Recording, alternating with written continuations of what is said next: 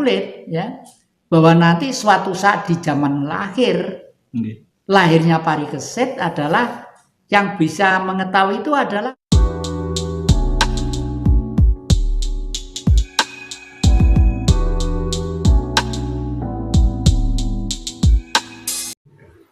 ini yang apa benar ramalan Jayabaya terbukti setiap 100 tahun sekali?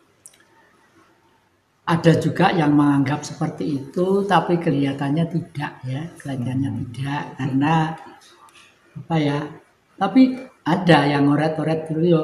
Biasanya oret-oret mereka itu setelah ada peristiwa baru ditulis, gitulah. Sebenarnya kalau menurut hemat saya, ramalannya yang Prabu Jayabaya yang tidak bisa digubah itu adalah garis besarnya ada di Ramayana dan Mahabharata, ya. Ramayana dan Mahabharata. Ketika Ramayana itu bangsa ini dikuasai oleh ratu atau kekuasaan yang sangat menindas. Kalau bahasa modern adalah imperialisme dan kapitalisme. Nah, oleh karena itu Dewi Sinta sebagai istrinya Prabu Rama digambarkan dicuri di Alengka. Dicuri di Alengka, di sana ditahan, ya. Terus waktu itu Prabu Rama menyuruh delegasi untuk mengambil Dewi Sinta dari yang dicuri Rahwana tadi itu. Rahwana itu apa? Rah itu darah, Wana itu hutan. Jadi raja, kelihatannya kekuasaan, pemerintahan, tapi pemerintahan yang berpihak pada kapitalisme dan imperialisme. Semua delegasi gagal, Anggota gagal, Anila gagal, Sugriwa gagal. Yang berhasil itu justru Anoman Ketek Putih, Anoman Anjani Putra. Nah, itu sebenarnya Anoman itu adalah kekuatan gaib dari sosok persenyawaan laki dan perempuan, tapi tidak real menjadi manusia. Ini banyak, deh, banyak. Dan itu kalau kita tahu caranya untuk membuat mereka, dan mereka itu mengabdi kepada kita itu setengah mati, sangat setia kepada orang tuanya itu. Seperti saya ini sangat setia terhadap saya, sama kalau udah kawin juga begitu. Mereka sangat setia terhadap sampean. Nah, kalau tahu cara bagaimana komunikasi dengan dia, lalu supaya dia itu mengikuti apa kehendak sampean supaya menang dalam peperangan, dengan catatan menang untuk kepentingan yang baik. Oleh karena itu di lereng Arjuna, di lembah Malang atau Singosari itu ada tempat yang sakral yang namanya adalah Sumber Wendit. Berada ya kali Wendit kira-kira sekitar 5 atau 3 kilo dari sini. Itu sumbernya besar. Disitulah tempat himpunan kera-kera, ketek-ketek. Dulu itu di Malang ada anak nakalmu, pancen keturunan Wendit itu dianggap keturunan ketek. Padahal kera itu suci. Digambarkan putih seperti Anoman itu. Kera itu punya sosial kesahabatan yang bagus sekali. Kalau ada temannya meninggal, itu dikubur bersama-sama. Dikubur bersama-sama. Lalu ditimbun begitu. Setelah itu mereka itu beberapa hari ada di pohon-pohon di atas. Melekan mungkin kalau sekarang mungkin. Kalau manusia apa tahlilan, gak ngerti ya. Coba di sana yang podo susah gitu. Seperti orang nangis.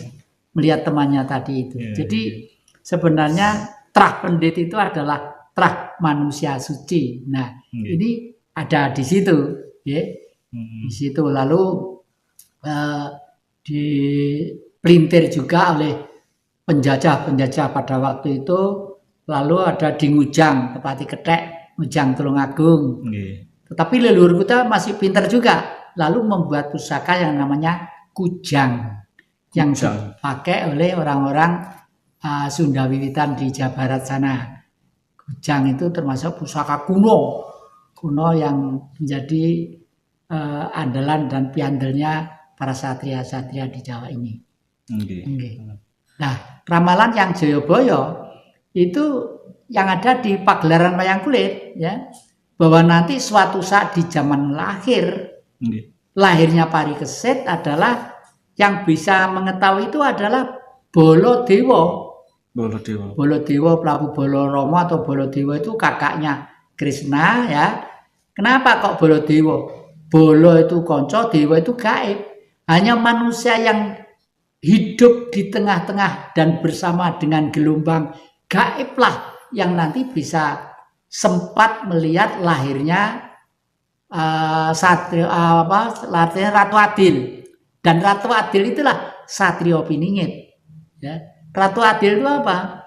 Ratu Adil ini dibawa oleh Bung Karno sebagai ideologi negara yang namanya Pancasila. Masuk. Ya. Nggih.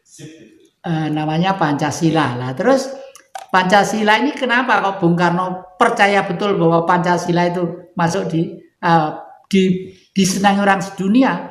Karena orang sedunia itu sebenarnya sudah berpancasila. Entah itu Amerika, entah itu Eropa, entah itu Cina, entah Afrika. Karena apa? Semua manusia itu mempunyai getaran sifat 5. Mempunyai angan-angan, mempunyai pikiran, mempunyai tutur kata, mempunyai pribadi, dan mempunyai pergaulan. Ya, ini dimulai 500 tahun sebelum Masehi oleh Sang Buddha, Sang Siddhartha Gautama.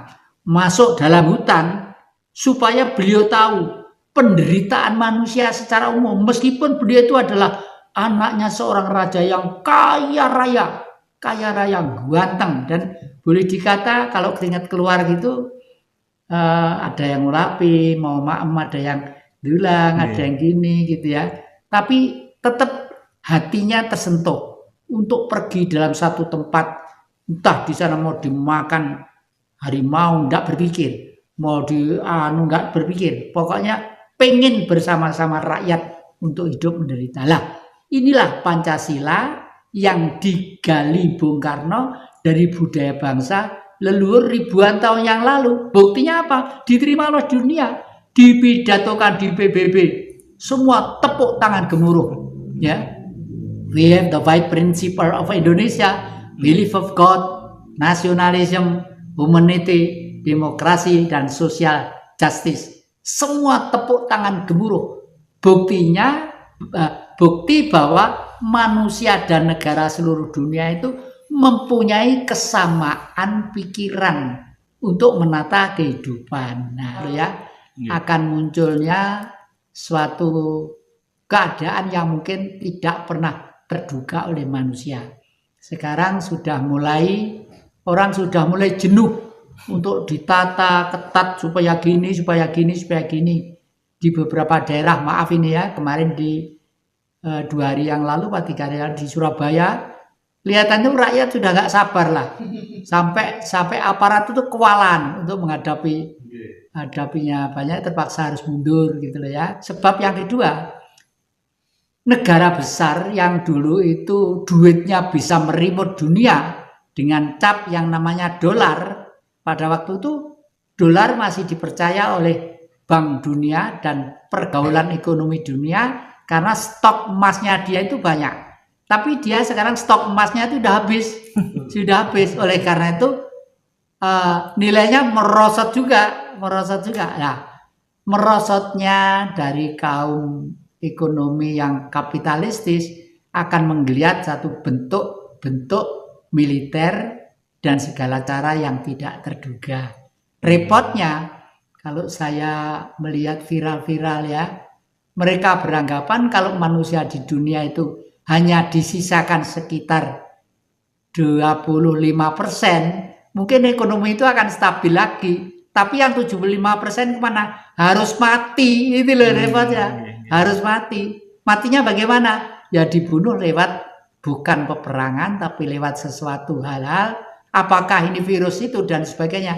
Saya tidak tahu. Tapi ini saya mengikuti viral-viral pergaulan di dunia, khususnya orang-orang barat yang akhir-akhir ini mempunyai pendapat seperti itu. Gitu. Pada waktu perang Mahabharata, Prabu Salyopati menjadi senapatinya di Astina. Ya, Prabu Salyopati itu mempunyai aji Condobhirowo. Dan Condobhirowo itu bentuknya raksasa kecil-kecil, segini kurang lebih. Banyak. Anehnya, Condro Birowo itu dimatiin 1 menjadi 2, 2 menjadi 4, 4 menjadi 8. Itu kan seperti corona ya. Kalau 1 nular pada orang lain menjadi terus berturut-turut dihitung gitu lah. Kalahnya dengan siapa? Dengan Prabu Puntadewa. Kenapa Prabu Puntadewa?